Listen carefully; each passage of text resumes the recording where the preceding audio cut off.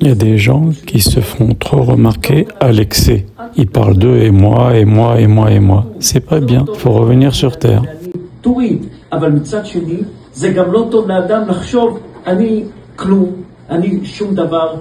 Et il y a l'autre excès, qui est pas bien non plus, c'est de se dire moi je suis rien, je vaux rien, je suis incapable, je réussis rien. Le bon équilibre, c'est de se juger positivement. Regarde les choses que tu as bien réussi de faire, tu as des qualités, mais ne te sens pas supérieur aux autres.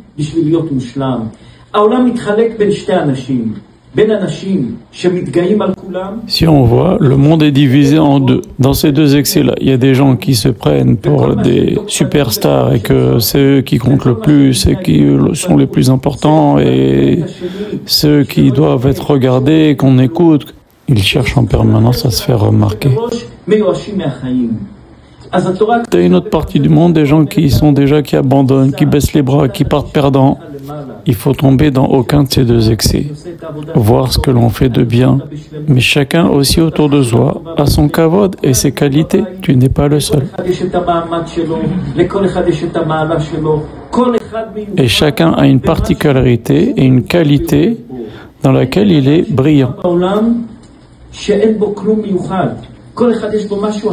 Et ça, c'est chacun. Chacun a un don, chacun a une qualité particulière. Chacun a une qualité particulière qui lui est propre. Ça peut être le bon cœur, ça peut être un esprit vif et aiguisé. C'est pour ça que c'est pas bien et c'est un excès négatif de se dire je suis rien, je suis incapable, je vaux rien. Et si autour de toi, il y a des gens qui te font ressentir cela, éloigne-toi de ces gens-là, parce qu'ils sont en train de te briser doucement, doucement.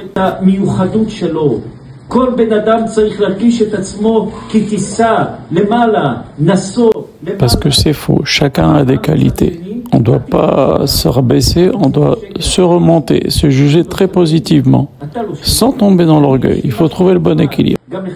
Mais les autres aussi, ils ont des qualités. Donc c'est ça la leçon du Mahatit Shekel. Il y a ma moitié et ta moitié qui vont faire quelque chose de complet.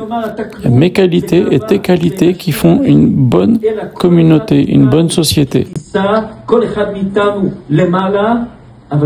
Donc toi seul, tu n'es qu'une moitié.